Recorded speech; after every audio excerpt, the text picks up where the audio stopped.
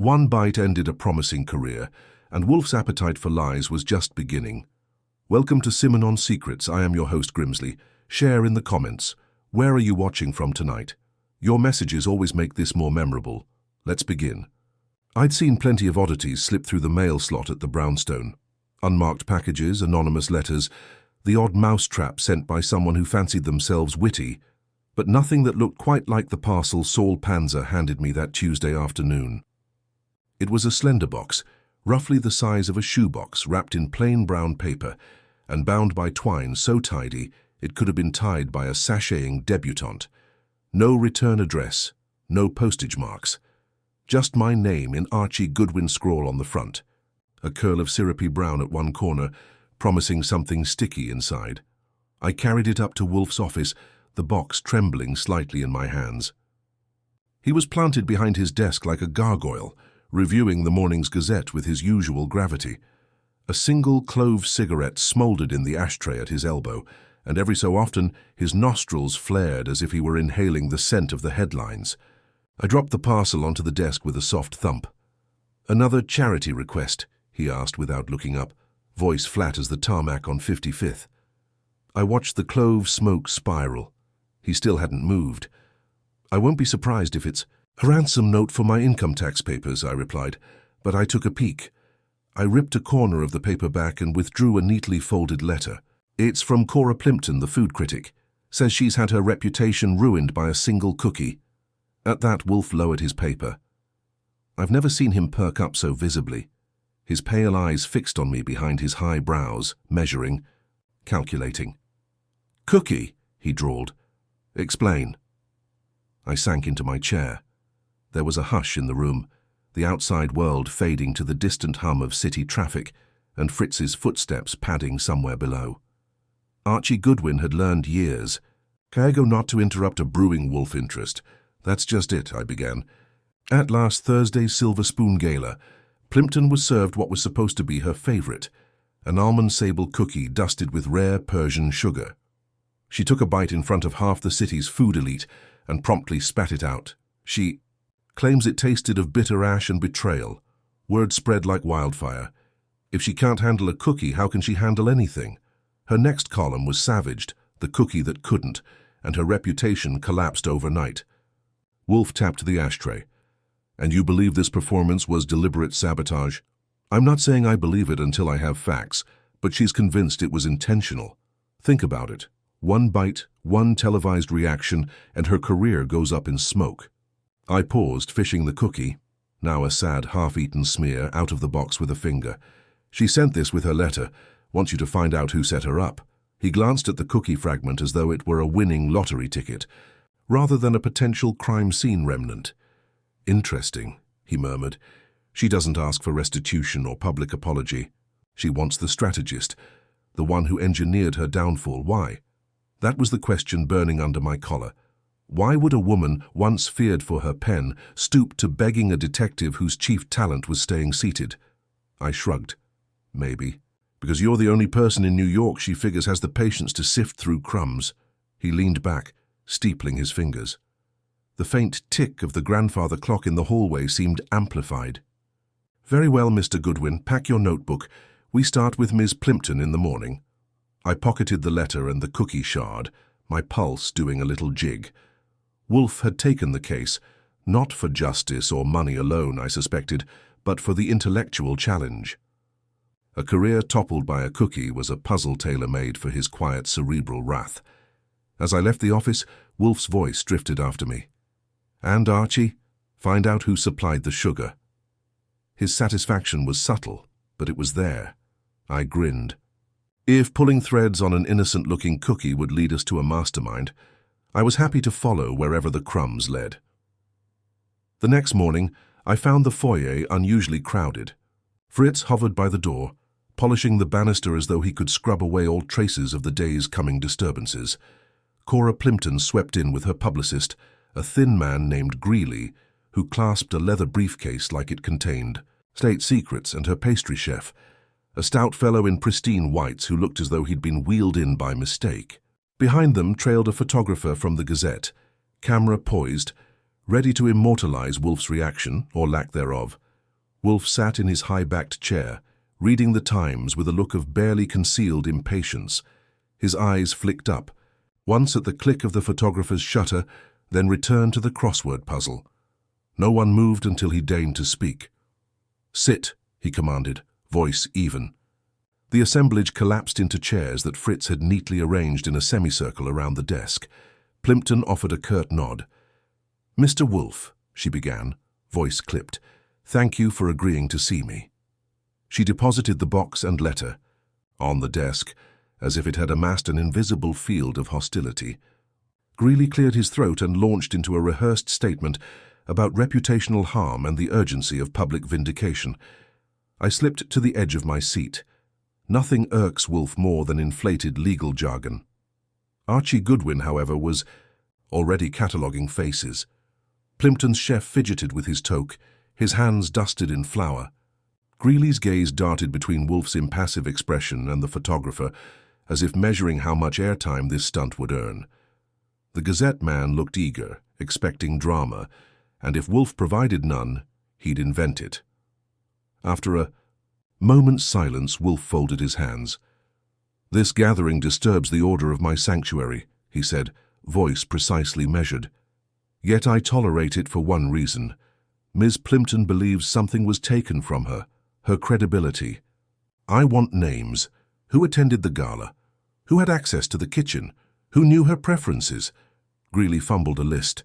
The chef offered a mild rebuttal when Wolfe asked if anyone new had been in the kitchen that night. Plimpton interjected, her voice shaking just enough to betray the composure she wore like armor. "I provided my own recipe notes to the catering staff weeks ago.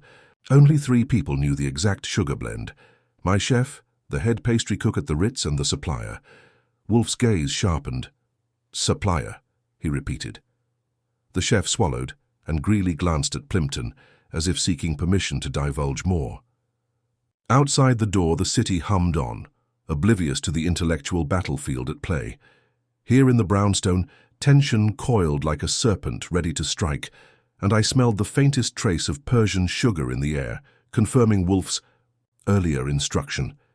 As the photographer clicked away, I leaned toward the desk, notebook at the ready. If the brownstone was disturbed today, it was only the beginning. Wolfe's sanctuary had been breached, and I had a front-row seat to watch him orchestrate its restoration. By mid-afternoon, I had my assignment in hand: track down the trio Cora Plimpton named and start shaking the tree. Wolfe, of course, remained in his chair, issuing instructions like a general who wouldn't sully his boots on the battlefield. He'd already laid out the battlefield, all neat. A client whose name could still turn heads in Manhattan's upper-crust culinary circles, a sabotage dessert, and 3 people who might have stirred more than sugar into the mix. The suspects had motives steeped not in greed or revenge, but in pride, envy, and professional rivalry. The kind of sins Wolfe called the true seasonings of human sabotage. First on my list was the pastry chef from the Ritz, a Frenchman, named Claude Mercier. I found him in the kitchen of the hotel's restaurant, constructing something that looked more like an architectural model than a dessert. The man had the stiff posture of someone who wore his ego like a second apron. I flashed my ID and asked if he had a few minutes to talk about the Silver Spoon Gala. He bristled. "I already spoke to the hotel's lawyers," he said in a thick accent. "They said it is behind us." "Behind you, maybe," I replied, "but my client just lost a career over a cookie that should have been her signature. You were one of 3 people who knew the ingredients, and I hear you had a little scuffle with her over a negative review a year ago." His nostrils flared. "She called my tart soulless." A tart. 10 years of pastry technique insulted. With one word. "So you knew her preferences. Could have swapped the sugar blend or tipped off someone who would." Mercier scoffed. "Sabotage is for amateurs. I let my food speak. If hers betrayed her, that's between her and the cookie." That was about all I'd get from him, so I let him return to his high-end sugar towers and moved on to suspect number 2, Samuel Breck, the supplier. Breck ran a boutique ingredients operation in Tribeca: specialty sugars, oils, imported herbs, the kind of place where 1 ounce could cost more than a steak. His office smelled like saffron and secrets. I introduced myself, and he leaned back with the air of a man who had nothing to hide, which meant naturally he probably did. "I've sold to Plimpton for years," he said, hands folded neatly on his desk. "She's particular about her sugar. Likes the Persian variant, golden crystals infused with rose water. Very rare, very temperamental. I delivered the order myself the day before the event." "To whom?" I asked. He hesitated. "I handed it off to an event coordinator at the Ritz. Can't recall her name, but she signed for it." "You don't keep a log?" "Of course I do." He pulled out a delivery sheet and pointed to a signature that looked more like a scratch. "Signed R. Bellamy." That name rang no bells.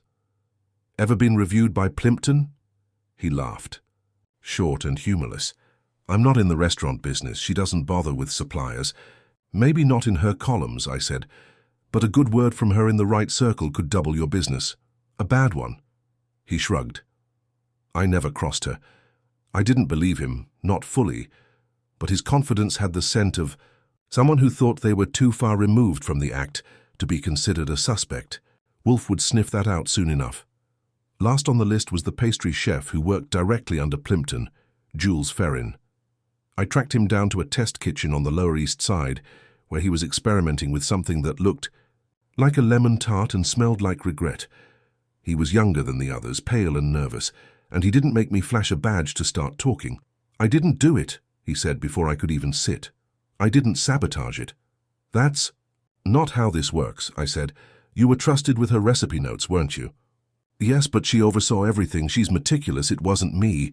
"But you baked the cookies?" "No, not for the gala. She was worried I'd be overwhelmed, so she had the Ritz team handle the execution. I was barely involved, just helped finalize the sugar proportions." "And did you tell anyone outside the kitchen what was in the final version?" "No, but—" He paused, his fingers tightening on the edge of the counter. "There was a woman at a coffee shop near the Ritz. She overheard me taking a call from the supplier, asked me about the sugar, said she was a culinary blogger interested in rare ingredients. I told her a bit, nothing detailed." "What was her name?" "She said it was Robin. I didn't think anything of it. It was just sugar." Back at the brownstone, I laid it all out for Wolfe, who was deep into his afternoon beer and beef hash. He grunted once or twice, nodding when appropriate, and by the time I finished, he'd drained the glass and placed it precisely on its coaster. "A woman named Robin," he repeated. "A signature from R. Bellamy." "Could be the same," I said. "She was curious about the sugar, maybe more than curious."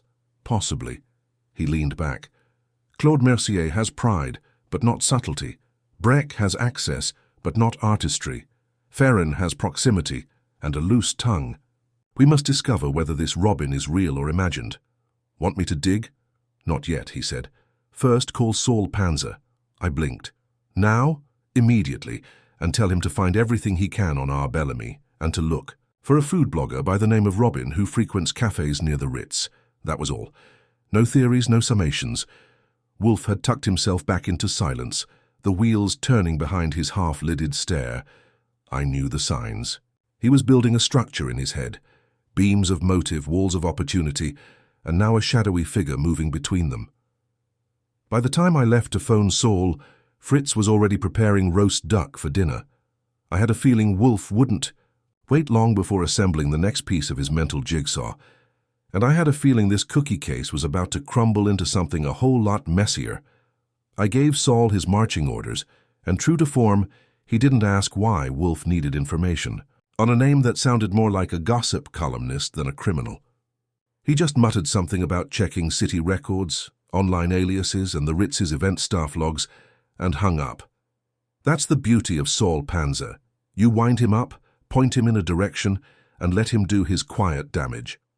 In the meantime, Wolfe wanted me back on the street, playing the role of slightly too curious gumshoe with too much time on his hands. I started at the cafe Ferrin had mentioned, a place called Brindle and Bean, half a block from the Ritz. It had that desperate Brooklyn vibe transplanted into Midtown, chalkboard menus, baristas with tattoos of herbs and cappuccinos that took longer to prepare than some marriages. I ordered a coffee I didn't want and struck up a conversation with the guy behind the counter, who looked like he hadn't slept since the last stock market crash. "You see a woman named Robin come in here often?" I asked, after pretending to look interested in their cardamom-infused espresso foam. Talks a lot about baking. Might have asked your customers about rare ingredients, he shrugged. Everyone here talks about food, but yeah, I know Robin. Blonde, red glasses, always carrying that stupid canvas tote with a whisk on it. Think, she blogs under Sugar Snaps. She's here a lot. Last week she was with some guy, tall, chef's coat, stressed out. Might have been your buddy. He scribbled something on a napkin and handed it to me. An Instagram handle and a name, Robin Bellamy. The coincidence hit like a cymbal crash. I passed it on to Saul right away. My next stop was less artsy and more aggravating. The Ritz's events office was run like a missile silo, layers of protocol, staff who treated questions like viruses, and managers whose smiles were barbed wire. I introduced myself again as someone helping resolve an incident from the Silver Spoon Gala. No one wanted to talk, but money has a way of making its presence felt, even when it's not actually offered. I dropped Wolfe's name just once, and that was enough to unlock a few doors. The event coordinator on duty admitted that someone named R. Bellamy had indeed signed for the sugar delivery, but she wasn't staff. She said she was from Miss Plimpton's team, the coordinator explained, flipping through her clipboard. I assumed she was new. She had a lanyard with the event logo and a clipboard. Looked official. And you didn't check the roster? We were understaffed. That night was chaos. She couldn't give me much more, but I managed to score security footage of the loading dock. Grainy, time-stamped, and about as helpful as a weather report in Braille. Still, I knew Wolfe would want to examine it, even if just to satisfy himself. It confirmed what he already suspected. From there, I headed back toward Tribeca and made a pit stop at a culinary bookstore called Palette and Page. Robin Bellamy had apparently done a live book review there 2 weeks prior, The Philosophy of Flour or something equally pretentious. The clerk confirmed it was her and even showed me the event flyer. I took a photo of it. She wasn't just a blogger, she was a climber. When I got back to the brownstone, Wolfe was exactly where I'd left him, planted in his chair like a tree that refused to acknowledge seasons. He was reading a book on Sumerian agriculture. Don't ask. I handed over everything. The napkin with the Instagram alias, the event flyer photo, the blurry loading dock footage, and a fresh batch of notes. Fritz brought in a tray of warm rolls and imported cheese, which Wolfe ignored until I'd finished the summary. Only then did he pick one up, break it open, and sigh. Ferrin was sloppy, he said, but not malicious. Mercier was offended but incapable of subtlety. Breck perhaps ambitious but too far removed. No, this woman, Ms. Bellamy, sits at a peculiar angle to the triangle. She is not a chef. She is not a supplier. She is a commentator. And commentary, Mr. Goodwin, is the most dangerous position of all. I raised a brow. Because it comes with power but no responsibility? Because it allows mischief without fingerprints, and mischief is the root of sabotage. He instructed me to request a meeting with Robin Bellamy. No pretense, no games. Invite her to the brownstone under the pretext of interviewing Wolfe for her blog. Flattery works better than force, and she struck me as someone who couldn't resist a name-drop opportunity. Should I tell her Cora Plimpton will be there? I asked. No. That would be discourteous, and it would alert her instincts. Within an hour, I had a reply from Robin herself. She was delighted, she said, honored, to interview the great Nero Wolfe about gastronomic crime and culinary psychology. She'd be there the next afternoon, camera in hand. I imagined she already had her headline picked out, The Orchid and the Oracle. That night, over sautéed pheasant and sherry, Wolfe laid out the battlefield once more. There was no poison, no theft, only flavor. But flavor, properly tampered with, can destroy more than a recipe. It can ruin identity, especially for someone whose identity is built on discerning it. You're saying Robin ruined Plimpton to take her spot at the table? Not directly, he said. Ambition rarely admits to sabotage, but opportunity, Mr. Goodwin, is often more revealing than intent. Saul called just as Fritz cleared the table. Got her full name, Robin May Bellamy. Grew up in Connecticut, culinary school dropout. Runs a monetized blog with 500,000 followers. Was rejected by Plimpton's magazine for a contributor spot 6 months ago. The email was blunt. Motivation secured, I said, relaying it to Wolfe. Then let us prepare, he replied. Tomorrow the intruder enters. And with that the brownstone was still again, but not silent. There was the sound of a web tightening, strand by invisible strand. Robin Bellamy arrived precisely at 2 o'clock the next afternoon, punctual in that calculated way people use when they want to seem both respectful and important. She wore a burgundy scarf, oversized tortoiseshell glasses, and a smile that had been fine-tuned for the lens. As Fritz opened the door, she stepped inside with the self-assurance of someone entering a set rather than a private home. Her tote bag, the one with the Whisk logo Archie had mentioned, hung from her shoulder, bulging slightly. I met her in the front room and kept my tone neutral.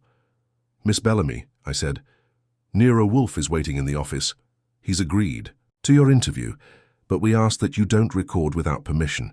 She gave me a breezy nod. Of course. I wouldn't dream of disrespecting Mr. Wolfe's boundaries. I'm just thrilled to be here. This place is legendary." "Follow me." She walked with the curious energy of someone trying to memorize every surface.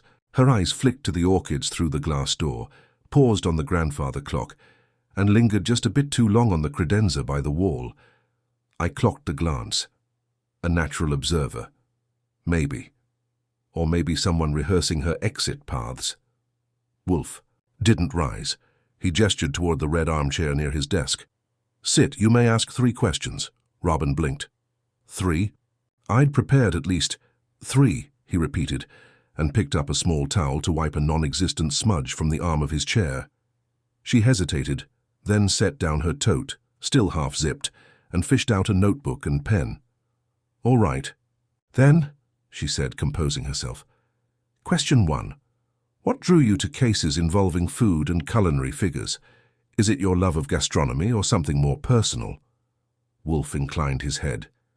"My interest in food is both passion and precision. A dish like a crime contains ingredients, technique, and intent. It is never the final form that matters. It is the process," she scribbled quickly. "Beautiful. Question 2. Do you believe sabotage in the culinary world is more psychological than professional? I mean, isn't taste subjective?" Archie, leaning against the bookshelf, snorted softly. Wolfe didn't flinch. "Subjectivity," Wolfe said, "is not a shield for sabotage. If one tampers with an ingredient knowing the result will damage another's reputation, the intent has moved from critique to violence. In the culinary world, where reputation is baked into every crumb, that is lethal." She nodded eagerly, chewing on her pen. "Third question. She drummed her fingers on the notebook. Do you think social media has diluted expertise in food? That maybe some critics deserve to be knocked down a peg?" Wolfe tilted his head slightly. "Not enough to call it a reaction, just a ripple. Deservedness is irrelevant. My interest is not in justice by democracy. It is in clarity." Robin smiled but didn't press further. She closed her notebook and glanced around. "This place really is something. I can see why people say it's a fortress of thought." Wolfe said nothing. He pressed the buzzer for Fritz and announced that tea was to be brought in, light Darjeeling, no sweets. Robin looked mildly disappointed. I followed her out after the meeting, walking her back to the front door. She lingered in the foyer. "I've admired Wolfe for years," she said, adjusting the strap of her tote. "You're lucky to work with him." "I'm practically a saint," I replied. "Thanks for coming." After she left, I made my way back into the office. Wolfe didn't look up from his book, but spoke immediately. She asked nothing about Plimpton. "Not a word," I said, even though she had to know we were connected. And she left. "Something behind," Wolfe added. "That stopped me." "You're sure?" Her tote was zipped when she entered. It bulged more when she left. Fritz informed me she asked to use the powder room. She was gone from the hall for 90 seconds. I bolted to the hallway. The powder room was spotless, of course, but the coat closet nearby? I opened it and found nothing unusual until I tapped the floor panel beneath the umbrella stand. It clicked hollow. Lifting it, I pulled out a small digital recorder. Still warm, still running. I brought it back to the office where Wolfe took one glance and waved it off. Subtle trespass. She planted that not to retrieve it, but to test. Us, to see whether we would notice it was an intrusion and a message. What kind of message? That we are no longer investigating an act of culinary spite, Wolfe replied. We are in a game of exposure. She wishes to prove herself smarter. I dropped into my chair. Why? She's already ahead. Plimpton's down. The column is gone. Her influence shot. No, Wolfe said. She is not satisfied with a fall. She wants to inhabit the space. And to do that, she must demonstrate superiority. Sabotage was phase 1, phase 2 is conquest. So the cookie was just the opening move. Precisely. We sat in silence for a moment, and then Wolfe pressed the buzzer again. Call. Saul, he said. We are going to uncover her past. Not the blog, not the persona. The rejections, the grievances. I suspect she's done this before. That night, I called Saul. He answered on the first ring. I need to know if there's another critic who lost their position under suspicious circumstances, I said. Food World, New York, last 2 years. Preferably one that had contact with Robin Bellamy. Saul didn't reply with words, just a low whistle. I'll look. An hour later, he called back. Found something. A guy named Jordan Murch used to write for Modern Palette. Lost his column last summer. Same story, bad review went viral. Guess who wrote the blog post that lit the match? Robin. She tore him apart. Had screenshots. Claimed he plagiarized tasting notes. He denied it, but the publication panicked and dropped him. She picked up half his audience within 2 months. I hung up and returned to Wolfe, who was finishing his sherry. She's got a pattern, I said. Takes out her competition one by one, first Murch, now Plimpton. And next, Wolfe murmured. He didn't say it, but we both knew. She was angling to be the only voice left. The tie. Brownstone had been breached, not just physically but intellectually, and Wolfe never tolerated trespass without response. The next morning began with the sound of Fritz dropping a saucepan. Not that he's the sort of man to fumble, but when Nero Wolfe receives mail at dawn, even a seasoned chef gets rattled. It was a padded envelope, slid beneath the front door sometime before sunrise. No return address, no stamps, just one line typed on the front. You missed a crumb. I opened it in the hallway. Inside was a thumb drive and a folded sheet of paper, the contents typed in that same charming sans serif font you get from people who think subtlety is for cowards. The message read, if your boss thinks he's solved this, he's still licking. The wrong spoon, there's more, much more. Let the real critic teach him a lesson about flavor and failure. To upload the file, or don't, makes no difference. Either way, the taste will turn. I carried it straight to the office. Wolfe was at his desk, not even pretending to glance at the orchids today. He took one look at the envelope and muttered, something in Greek that didn't sound like a compliment. I handed him the note and dropped the USB on his blotter. That smell in the air, that's pressure, and she just turned up the heat. He didn't touch the drive. Instead, he passed it to me like it was radioactive. Use the laptop, not the main system. I won't risk contamination, so I fired. Up our old laptop, the one we use for web searches when Wolfe's in a reckless mood, and opened the file. It was a video. Robin Bellamy sat in a kitchen set, staring into the camera like she was hosting her own cooking show. She wore a chef's apron, but she wasn't cooking.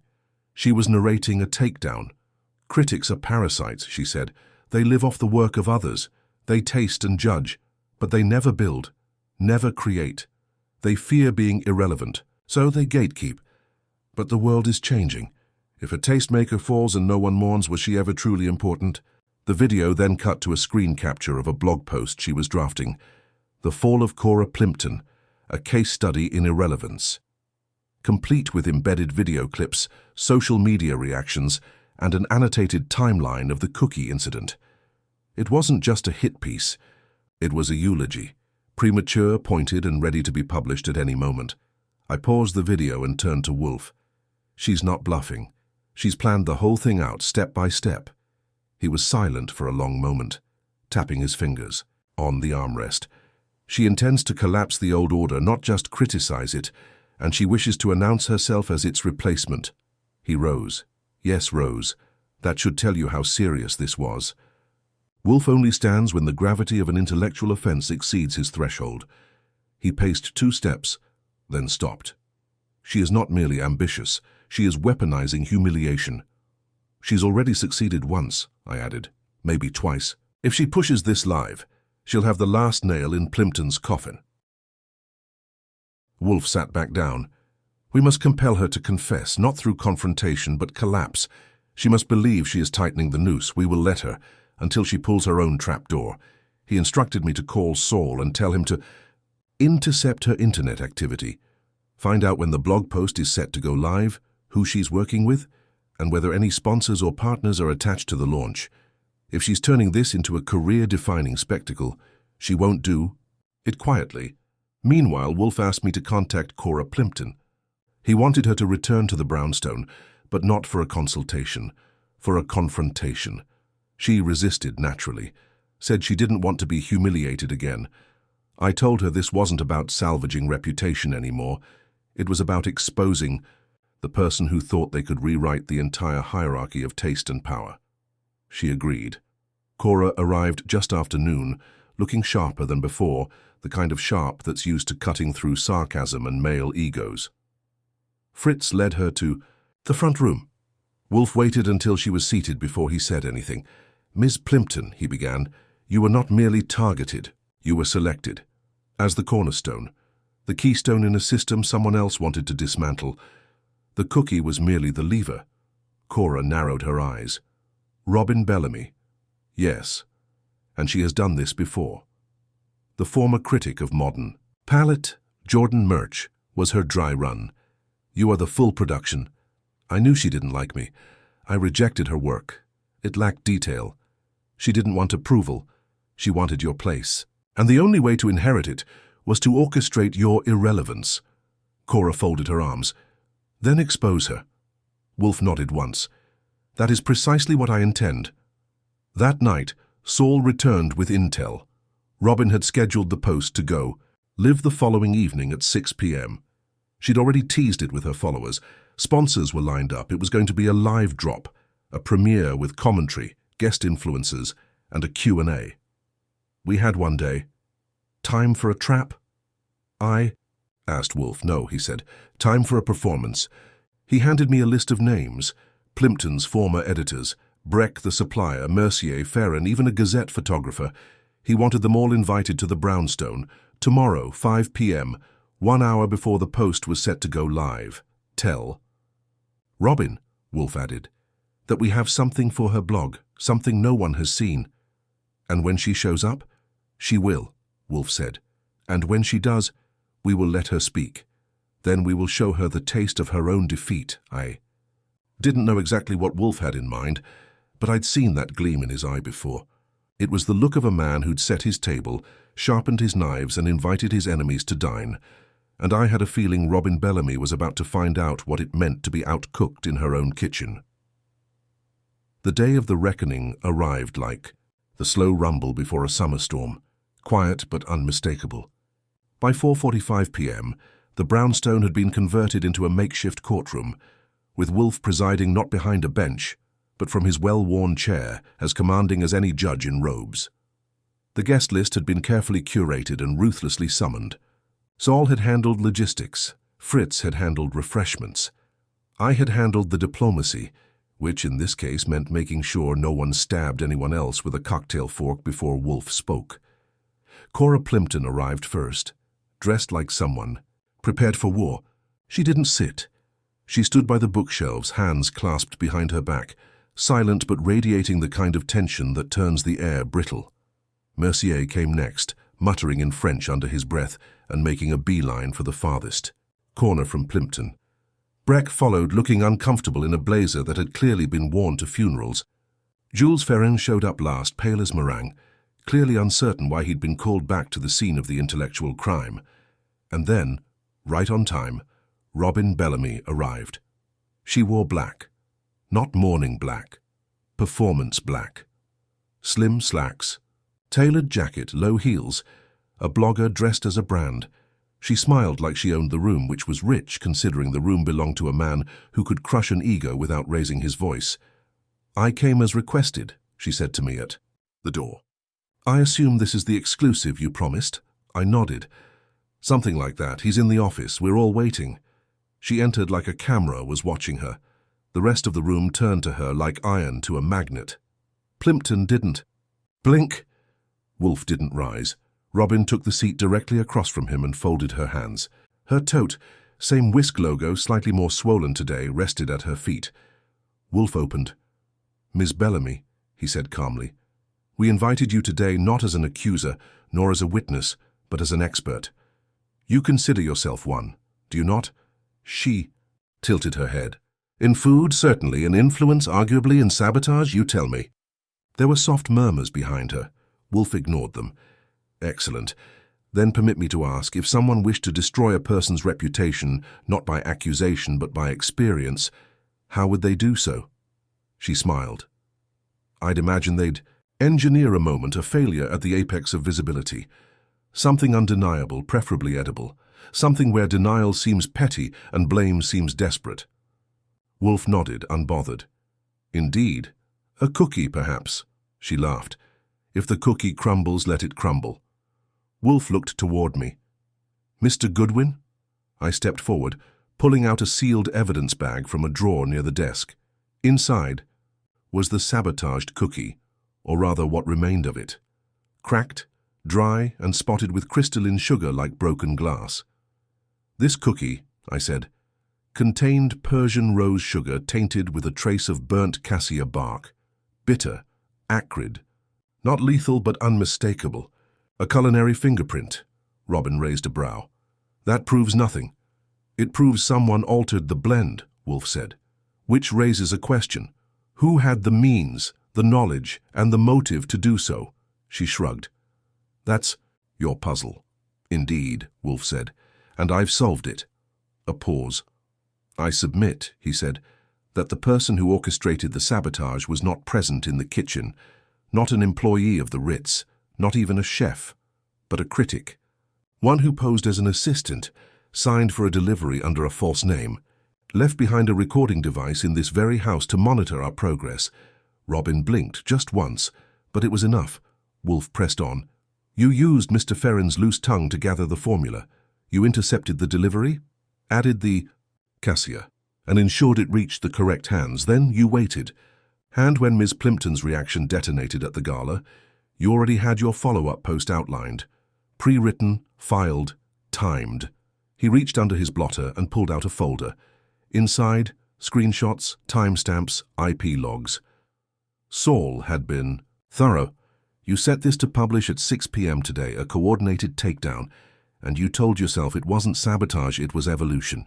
Robin's smile faded. Just a fraction. Plimpton finally spoke. You tried to erase me. No, Robin said evenly. I tried to replace you, with something better, something less bloated and smug, Wolfe interjected, voice cool as ice. And did you believe that replacing one voice required silence? That a critic's job is to destroy. Robin stood up. A critic's job is to matter. You think the public cares about your methods, your orchids, your rituals? They want clarity, and I gave it to them. I made her irrelevant with one cookie. And a better headline. A stunned silence followed. Then Wolfe spoke again, softer now, and you exposed your own flaw. She froze. You believe destruction is creation, Wolfe said, but the one who bakes the bitter cookie does not inherit. The bakery. They merely poison the flour, I stepped forward. Saul's already sent the logs to your sponsors. Plimpton's editors know the timeline. The Post will never publish, and even if it did, it would be discredited, Wolfe finished. Hand you with it. Robin stared at us, her breath short. Her tote bag slumped by her foot like it had finally given up. She turned toward the door, but not before Wolfe added one final note. Leave the bag. She froze again. Wolfe pointed. I do not permit recording devices in my home. Robin didn't argue. She left the tote and walked out. I waited for the door to shut before lifting it and unzipping it. Inside, a second recorder. Still running. I turned it off. That's the last trespass, I said. Wolfe leaned back. No, the last trespass, he said quietly, was the belief that arrogance disguised as disruption would go unnoticed. I abhor arrogance. The guests left one by one, murmuring their thanks. Plimpton stayed behind just long enough to shake Wolfe's hand. She didn't say much. She didn't need to. When the brownstone was quiet again, Fritz brought in dinner: veal with truffle cream, seared endive, and a bottle of Wolfe's favoured Burgundy. We ate in silence until Wolfe put down his fork. She was clever, he said, but not careful. And hungry for the wrong kind of victory, I added. Precisely, he lifted his glass. To flavour, properly balanced. By the time the guests reconvened in Wolfe's office, the late afternoon sun was slanting through the high windows, casting long rectangles of light across the Turkish rug and illuminating motes of dust that drifted like tiny spectres. Wolfe sat behind his desk, upright and unhurried, with Archie Goodwin leaning against the bookshelf to his right. The semicircle of chairs stood expectantly before them, occupied once again by Cora Plimpton, Claude Mercier, Samuel Breck, Jules Ferron, and, reluctantly, Robin Bellamy, who had returned to retrieve her abandoned tote under Wolfe's strict invitation. Each face held a different tension: Plimpton's wary triumph, Mercier's contrite pride, Breck's lingering unease, Ferron's quiet regret, and Bellamy's simmering defiance. Wolfe cleared his throat. "Ladies and gentlemen," he began, voice calm and unchallengeable, "thank you for returning. This gathering is not for theatrics, nor to display my orchids in afternoon repose. It is to resolve the disturbance brought into my brownstone, and to restore the order that was violated." He paused, letting the weight of his words settle. "We will proceed in 3 stages: acknowledgement, confession, and restitution." Plimpton's lips pressed into a thin line, but she did not object. Mercier shifted in his seat, glancing at Ferron as if seeking reassurance. Breck cleared his throat, adjusting his blazer collar. Robin Bellamy leaned forward, chin resting on her knuckles, eyes bright with anticipation. Archie surveyed the room, notebook closed, ready to witness the intellectual reckoning. "First," Wolfe continued, "acknowledgement. You, Mr. Mercier, acknowledge that your tart remark to Miss Plimpton last year instigated animosity." Mercier dipped his head. "I regret my words," he said softly. "I never intended to cause harm beyond my own wounded pride." "Miss Ferron," Wolfe turned to the younger chef, "you acknowledge that you disclosed privileged recipe information to Miss Bellamy." Ferron's pale expression deepened. "I did," he admitted. "I was naive. I did not consider the consequences of sharing private notes. And Mr. Breck," Wolfe went on, "you acknowledge that you handed the sugar delivery to someone misrepresenting herself." Breck's brow furrowed. "Yes," he said. "I should have verified credentials. I allowed convenience to override protocol." Wolfe pivoted in his chair to face Robin. "Miss Bellamy, acknowledgement requires you to admit that you signed for the sugar under the false name of R. Bellamy." She met his gaze unflinching. "I did," she stated, "under the assumption that obtaining the ingredient was necessary to reveal a greater truth." "And Cora Plimpton," Wolfe said, turning to his client, "you acknowledge that you sought public penance not merely for restoration, but for clarity on motive." Plimpton's posture stiffened. She looked to Archie, who gave her a gentle nod. She inhaled deeply. "I admit it," she said quietly. "I wanted to know why someone would choose me, out of all the critics, as a target." Wolfe folded his hands. "Good." He allowed a brief silence, then leaned forward. "Second, stage confession. Mr. Mercier, beyond your insult, did you at any time contemplate further retribution?" Mercier shook his head. "No, I was angry, but not vindictive." Wolfe's gaze shifted to Ferron. "You, Jules, did you suspect Miss Bellamy's intentions when she questioned you at Brindle and Bean?" Ferron swallowed. "I had a sense," he confessed. "Her questions went beyond casual curiosity, but I chalked it up to professional interest." "Mr. Breck," Wolfe said next, "when you handed off that package, did you not wonder why the signature differed from the usual Ritz protocol?" Breck's voice trembled. "I did," he admitted, "but I convinced myself it was an oversight." "And, Robin," Wolfe said softly, "did you do all this? Did you cross moral boundaries because you believed that the culinary world needed revolution?" She met his eyes squarely. "Yes," she said. "I believe that shaking the foundation would replace rot with renewal." "Ms. Plimpton," Wolfe said, tone gentle but firm, "did you ever imagine that in seeking to reclaim your reputation, you might be used as an instrument in someone else's agenda?" Plimpton's eyes shone with unshed tears. "I did not," she confessed. "I thought I was hiring a detective to clear my name, not to stage my downfall." Wolfe nodded once. "Honest confessions lay the groundwork, but they do not complete the justice. We move to restitution." He stood and walked to the credenza, lifting an antique silver platter. "Here is your restitution, Miss Plimpton." He lifted the lid.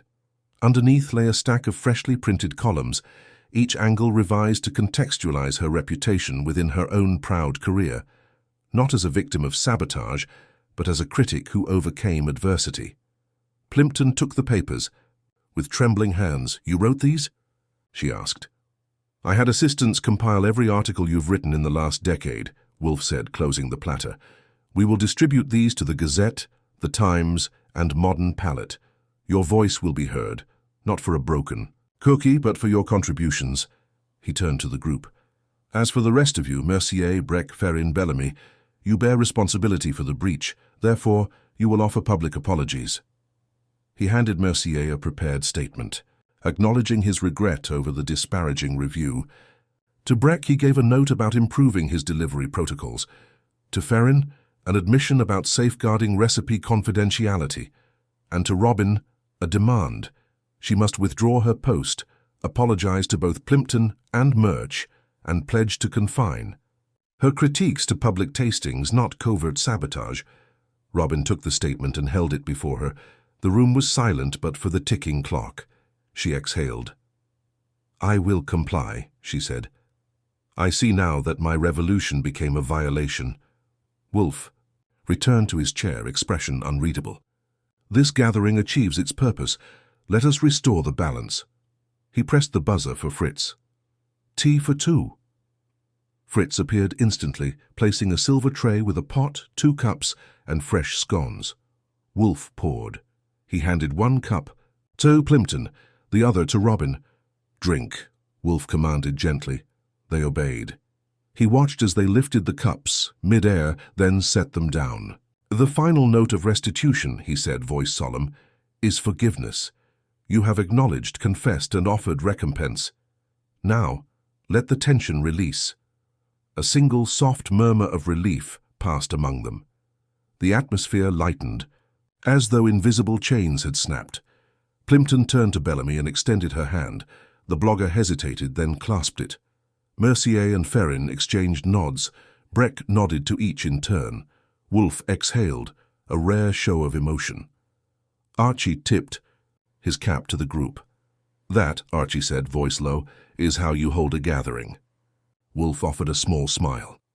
"Justice," he said, "is always best served with civility." With that, the office returned to its usual order. The guests filed out quietly, restored to their roles in the culinary world, critic, chef, supplier, but forever changed by the lessons learned in the brownstone. Only the faint hum of the city remained. The orchids glowed pale in their vases, and Archie Goodwin tapped his pen on his notepad, ready to record the final line. The office was hushed. When Wolfe glanced at the clock and then directly at me. "Mr. Goodwin," he said, voice low and commanding, "we have reached the moment of truth, shall we?" I nodded, feeling the familiar surge of anticipation that always accompanied Wolfe's interrogations. He rose from his chair and moved to stand before the semicircle of empty seats, his posture as rigid as marble. I took my place beside him, notebook ready, knowing the final act was about to unfold. Wolfe began with precise calm. "Ladies and gentlemen," he intoned, "you have all acknowledged your roles, confessed your actions, and offered restitution. But acknowledgement alone does not equate to understanding. To restore order in my brownstone, and in the greater domain of culinary critique, we must dissect the anatomy of this crime." He paused, letting the weight of that statement settle before he continued. "The crime, you understand, was not the breaking of a cookie, it was the breaking of trust." He turned to me. "Mr. Goodwin, Would you present the chronology of events, as you have documented? I stood and addressed the empty chairs, as if they were filled with the participants. On the afternoon of the gala, Miss Plimpton received a cookie deliberately altered with burnt cassia bark, mixed into Persian rose sugar. She bit into it on camera, her reaction broadcast to the city's elite. That reaction destroyed her credibility. Overnight. Miss Bellamy, you orchestrated every detail. You obtained the recipe via Mr. Ferrin's loose disclosure, intercepted the delivery by impersonating an event coordinator, and embedded a recording device here in the brownstone to gauge our investigation. You then leveraged your 500,000-strong blog audience to amplify the fallout. Finally, you prepared a timed post to cement Ms. Plimpton's downfall.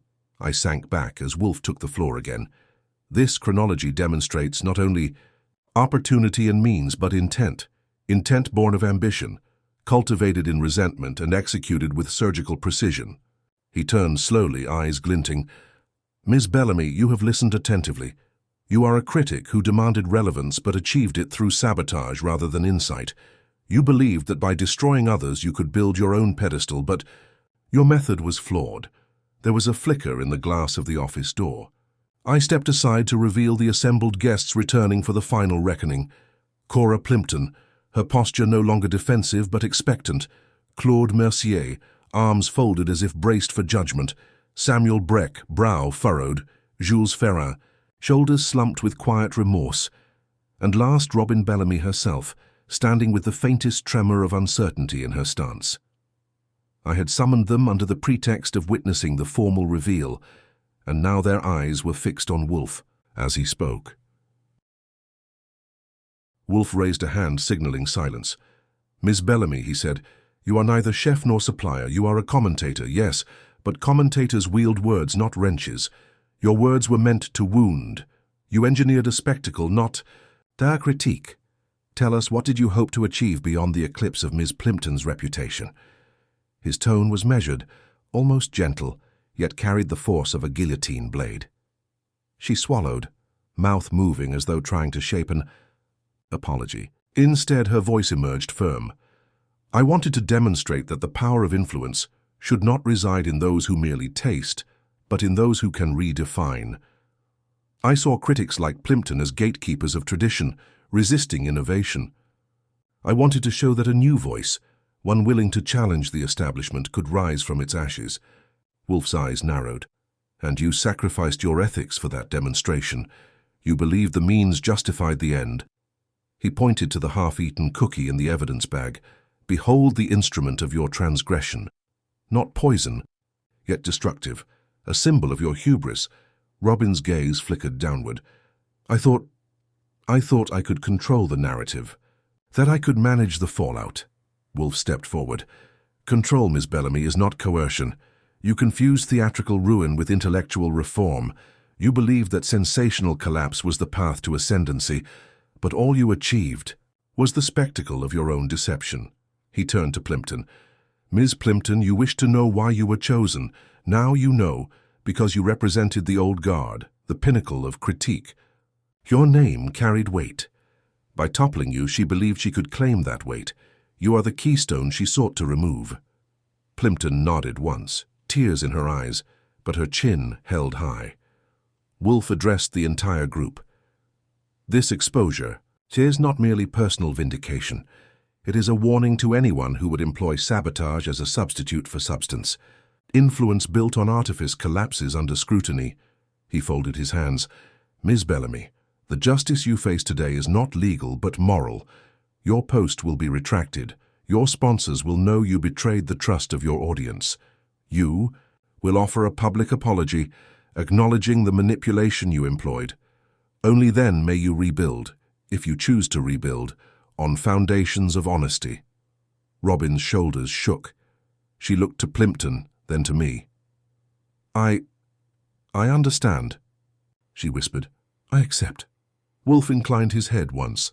Let the record show that confession and acceptance are the true instruments of accountability. Now, Mr. Goodwin, do you have anything to add? I stepped forward. Only that the tools of a critic are insight and integrity.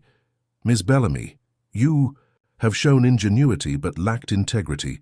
May this revelation guide you toward a truer path. A silence hung in the air like the last note of a symphony. Then Mercier spoke, voice low. May I add that in critiquing others, we must never lose sight of our own craft. Ferrin, Breck, and even Plimpton murmured assent. The moment felt like a collective exhale, an unspoken accord that the world of gastronomy, critical or creative, thrived on respect. Wolfe signalled to Fritz, who entered with 2 glasses of sherry. He handed one to Plimpton, the other to Robin. Drink, Wolfe said softly. Let this be a shared toast to restoration and to the integrity of our respective callings. They sipped, and in that simple gesture the circle closed. All had witnessed the reveal, all had shared in the consequences, and all had recommitted to craft, to candour, to conscience.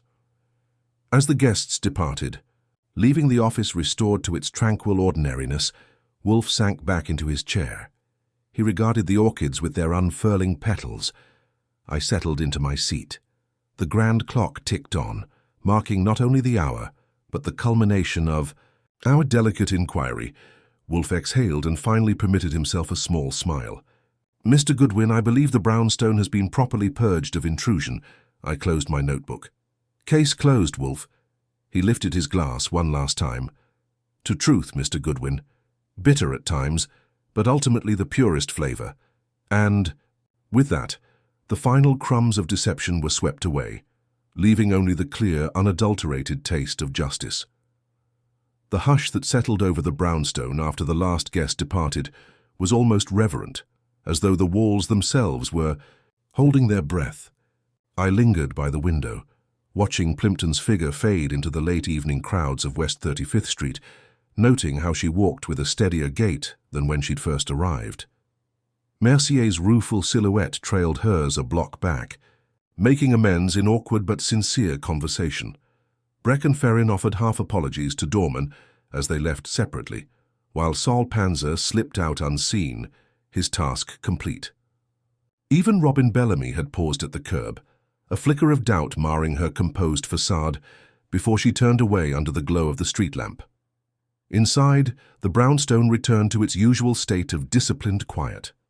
Fritz re-emerged from the kitchen with a silver tray bearing a modest meal, cold chicken, a garden salad, and a flan drizzled with a rose syrup reminiscent of the very sugar that had begun this chain of events. Wolfe accepted the tray without a word, gesturing for me to join him at the small dining table beside the orchids. The gaslight lamps cast soft pools of amber across the room, transforming the familiar bookshelves and Persian rug into an intimate tableau of domestic order restored. I sank into the chair opposite him, folding my notebook closed. It's done, I said, glancing at the half-peeled chicken in my hand. Everyone got their due. Wolfe set down his fork, the click against the plate echoing in the stillness. He leaned forward, elbows on the table, fingers steepled beneath his chin. Justice, Mr. Goodwin, is often spoken of as a grand concept, but it is composed of myriad small acts of balance. A confession here, an apology there, the restitution of words to their rightful owner. It is in these precise adjustments that order is maintained. I nodded, tearing a leaf of lettuce and stabbing at it. All the players learned something. Plimpton reclaimed her narrative. Bellamy tasted the bitterness of misplaced ambition. The others confronted their lapses. Wolfe's pale eyes flicked to the orchids in the corner. Under their glossy leaves, the newest bloom had unfurled, ivory petals edged with a hint of blush. Observe the orchid, Mr. Goodwin. It requires the same conditions each time. Precise light, measured humidity, proper feeding. A lapse in any one requirement and the bloom withers. Our minds and reputations are akin to these delicate flowers. We must guard them with equal vigilance. I swallowed a bite of flan, its sweetness a gentle counterpoint to the day's darker flavors. I'll remember that next time I order dessert. He allowed himself a small smile. And I shall remember that even the subtlest ingredient can tip the balance. A pinch too much, Cassia turned a celebratory cookie into a weapon. A single misstep in trust caused this chain reaction. I set down my spoon, considering. So this isn't just about a cookie or a critic. It's about how easy it is to upset equilibrium, how small actions yield outsized consequences. Precisely. Wolfe stood and retrieved a decanter of brandy from the sideboard. He poured 2 glasses, the amber liquid catching the lamp. Glow. Handing one to me, he raised his in thoughtful salute. To balance, Mr. Goodwin, and to the vigilance it demands. I clinked my glass against his. The brandy burned smoothly, a fitting end note. To balance, I echoed. We drank in companionable silence while the city murmured beyond the walls. Distant traffic, a late streetcar bell, the faint wail of a siren far off. Inside, the aroma of dinner still lingered, mingled with the faint, enduring scent of orchids. After a moment, I cleared my throat. What do you suppose Robin Bellamy will do now? Wolfe regarded his glass, turning it slowly in his hand. She has tasted defeat, but in that taste lies instruction. If she has the wisdom to learn, she will rebuild with integrity. If not, she will fade, another casualty of her own hubris. I set down my brandy. And Plimpton? She will emerge stronger, he said, voice firm. Her critics will remember her courage as well as her critique. That is restitution. His finality carried weight. I rose and began gathering the dishes, placing them on the tray for Fritz. Each plate, each fork restored to its precise position, an echo of the order we had restored among the participants. As I wiped the last crumb from the table, Wolfe returned to his chair, settling into the familiar repose that marked the end of a case. The orchids were still, the lamplight unwavering, the quiet complete. He looked at me, pale eyes reflective. Mr. Goodwin, he said, voice as measured as his deductions, I have never doubted that food and justice share common ground. Both call for respect, restraint, and responsible handling. Tonight, we have honored that principle. I nodded, folding my coat around my arm. Shall I lock up on my way out? Wolfe waved a dismissive hand. Nonsense. You leave the safeguarding of locks to those who prefer action. I have faith in inaction, provided it is coupled with acuity. I grinned, slipping on my hat. Then I'm in the right line of work. He allowed a rare chuckle, the sound low and amused. Indeed, Mr. Goodwin. Indeed. I stepped into the hallway, pausing to look back at the door. The brownstone stood silent, its sanctum preserved once more. I closed the door gently and made my way down the stairs. Behind me, Wolfe's study light stayed lit, a beacon of thought yet to rest. Outside, the city awaited with its own rhythm of chaos and calm. But for tonight, at least, the scales had been balanced. The saga of the cookie that killed a career had run its course, and in its wake, a quieter truth remained, that in both cuisine and justice, the true measure of mastery is found not in the spectacle of conquest, but in the subtle art of equilibrium. And as I stepped into the night, I knew that wherever a crumb of injustice fell, Wolfe and I would be there to examine it, one detail at a time. The following morning, the brownstone awoke to a calm that felt almost reverent, as though its very stones exhaled with relief. Wolfe was already seated behind his desk, reading a report from the Gazette, an article praising the thoroughness of our inquiry and the restoration of Cora Plimpton's reputation. I entered quietly, carrying a tray with 2 cups of black coffee, its aroma a sober counterpoint to yesterday's tumult. As Fritz hovered by the doorway, silently awaiting his orders, I placed 1 cup before Wolfe and took the other for myself. He glanced up, his expression unreadable for a fraction of a second before he returned to the paper. I cleared my throat. All the loose ends have been tied, I said, settling into my usual chair. Robin Bellamy's apology went live last night. She's promising to reorient her blog toward honest critique. Plimpton's new columns are being syndicated next week. Mercier, Breck, and Ferrin have issued their public statements. Even Modern Palate invited Jordan Murch back with an apology. I paused, letting the weight of that news settle. Wolfe folded his paper and set it aside. Indeed, he said, balance has been restored in the culinary ecosystem. Each participant has faced the consequences of their choices and, in doing so, reaffirmed the integrity of their craft. He leaned back, fingers steepled beneath his chin. But the true measure of resolution is not in public pronouncements. It is in personal transformation. I sipped my coffee. What do you think Plimpton gained from all this? He studied the orchid on the desk. Its newest bloom had fully opened, streaked with the faintest blush of coral at its heart. She regained more than her reputation. She regained perspective. A critic's strength lies not in infallibility, but in the capacity to recover from error. Her grace in acknowledging vulnerability has given her voice a new resonance. And, "Bellamy?" I asked. Wolfe's gaze shifted to the window where morning light filtered through the lace curtains. She tasted the bitterness of ambition untempered by ethics. That taste will linger, reminding her never to confuse spectacle with substance. Whether she chooses to rebuild on a foundation of honesty remains to be seen. But she now understands the cost of hubris. A soft knock at the door preceded Fritz's entrance, carrying a sheaf of letters and a single envelope addressed to Wolfe. He placed them on the desk and withdrew. Wolfe slid the slim envelope toward me. "Your bill?"